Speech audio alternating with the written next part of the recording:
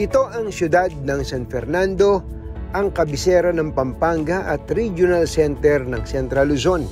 Tinuturing itong puso ng probinsya dahil mayaman sa kasaysayan, sa kultura at maging sa ekonomiya. Ang atraksyong ito ng San Fernando ang siya ring humikayat sa Mega World Corporation upang itayo dito ang kanilang unang township development sa Central Luzon, ang Capital Town. Ayon kay Eugene Lozano, Senior Vice President for Sales and Marketing ng Mega World sa Pampanga, taong 2016 nang simulan nilang planuhin ang naturang township development. Etong partnership namin simula 2016 na nagsimula. Although etong area na to, this was previously called Pasodeco. It's an old sugar mill. Ito yung unang-unang Filipino-owned azucarera sa buong Pilipinas. 1800s pa, century-old na to. Marami nagtatanong kung bakit sa San Fernando napiling itayo ng Mega World ang kanilang township at hindi sa Clark, kung saan madalas na pumupunta ang mga investor. Bakit po napili ng Mega World na paglagyan po ng capital town ito pong San Fernando, Pampanga?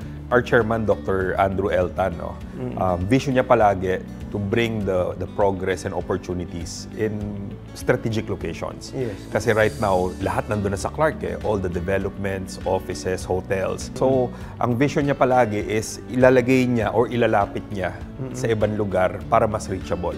So, napaka-strategic na itong San Fernando kasi binibigyan niya ng access yung mga taga-Bulacan, Bataan, even yung mga towns na nandito papuntang Olongapo. We have Guagua, Bacolor, Santa Rita, Lubao.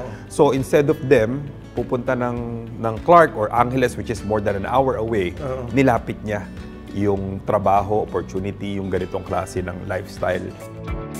Ayon kay Eugene, ganito rin ang naging formula ng Mega World sa Eastwood, Quezon City, ang kanilang pinakaunang township na naging game changer sa larangan ng real estate development. Decades ago, ang boom ng mga business districts are Ortigas, BGC, and Makati. So, very similar to his vision here.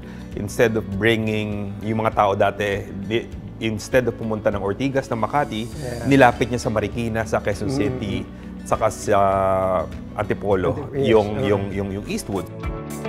Isa pa sa mga tumatak na township ng Mega World ang Iloilo Business Park na siya ngayong bagong Central Business District sa Iloilo. Iloilo Business Park, dating old Iloilo Airport. 10 years ago, I don't know kung nakapasyal kayo dati, more than 10 years ago, talagang siya, very sleepy town. So iniisip din nila, paano kayo magkakaroon ng opportunity na mabuhay yung ganitong lifestyle o ma-introduce yung parang Eastwood na lifestyle. Sabi namin, ang formula dyan is you have to ipasok mo yung BPO. Pag nagkaroon ka na ng employment opportunity, nagkaroon ka ng BPO opportunity sa loob, mag-iiba yung lifestyle ng mga tao. Even yung spending power nila tataas. And true enough, ngayon, makita mo, buhay na buhay, yung tourism, buhay na buhay. Tulad po ng Iloilo Business Park, plano ng Mega World na itong capital town ay maging susunod na Central Business District dito po sa Central Luzon. Alam nyo ba, 250,000 o 250,000 mga trabaho ang inaasahang malilikha sa township project na ito ng Mega World.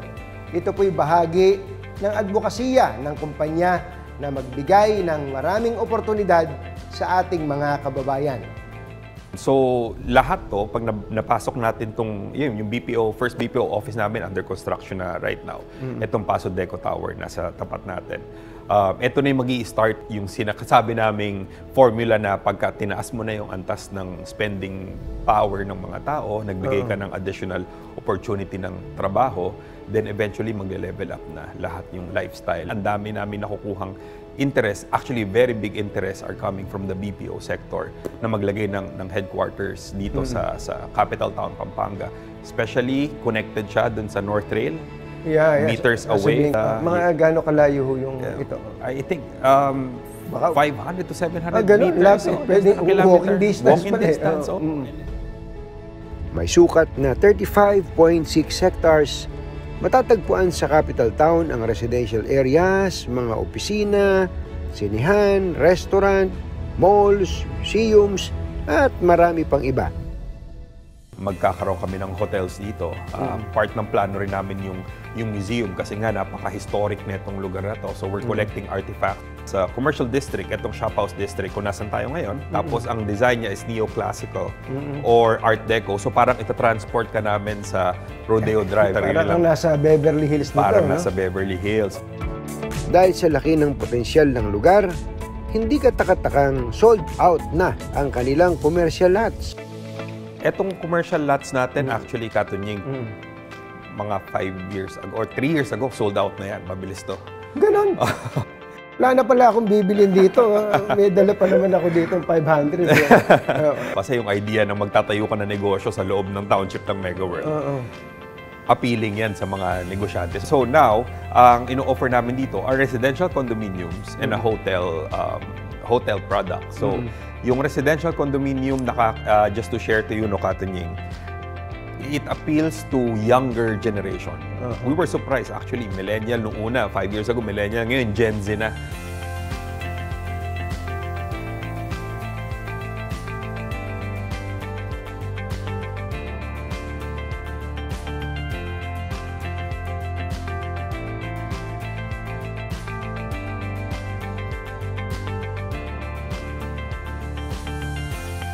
Ang natutuwa kami kasi yung mga Kapampangan, Gen Z and Millennials, nakikita na nila na gusto nila yung ganitong klase ng lifestyle. Parang uptown, parang Eastwood. Pero dito pa rin sa probinsya nila. Malapit sa pamilya nila. And second, nakikita rin namin yung pasok ng bumibili sa amin ng condominium, mga 2-bedroom, mga napaplano na nila yung retirement nila dito, but hindi na nila ma-imagine yung sarili nila sa malaking bahay. Magda-downsize sila to a more safer, mas 2-bedroom na mas secured, mas maliit, mas accessible lahat. Pagbaba mo, para kang may mall ka sa tabi, may park ka sa tabi, may mga restaurants and coffee shop. So ito yung dalawang nakikita namin pumapasok na buyers namin. OFW yun, malakas. Yung retirees, isa yun. Isang malaking market namin talaga OFW. Kasi nga, gusto nila kung mag-retire na sila dito sa Pilipinas. So yun. And may isa kaming produkto na mas enticing talaga sa mga OFW, which is yung hotel namin, yung Savoy Hotel. Bukod sa mga building, marami ring open spaces sa capital town. Meron pang rainwater park at narito rin pala ang pinakamalaking McDonald's. Yun nga pala, ba't nyo ba dito inilagay itong pinakamalaking McDonald's? Kasi nga, yun nga I think yung mga Kapampangan, they deserve something big, something beautiful. It's something na pwede nilang i-claim na ipagyabang na dito nilagay ng McDonald's yung pinakamalaki in their province. Saludo ang Mega World sa ganda ng kasaysayan ng Pampanga at sa mga kabalen na hindi lamang magaling sa pagluluto. Galing sa serbisyo, yung pag-accommodate, hospitality ng mga Kapampangan. So, yan ang inspiration namin when we designed this. So, that's why yung components namin na may hotel, gagawing tourism, mag-i-invite ng mga turismo. Halos 3 dekada na pala mula nang simulan ng Mega World ito pong konsepto ng township development. At mula po noon, napakadami ng mga komunidad na nilikha. Very aggressive po ang Mega World dito. Komunidad na kung saan pwedeng tumira, magtrabaho, at saka mag-enjoy. Sa capital town, tuloy po ang Mega World sa pagdudulot ng mas positibong pagbabago sa buhay ng mga kabalen. At ito rin ang nagsisilbing instrumento para sa mas maunlad pang Pampanga.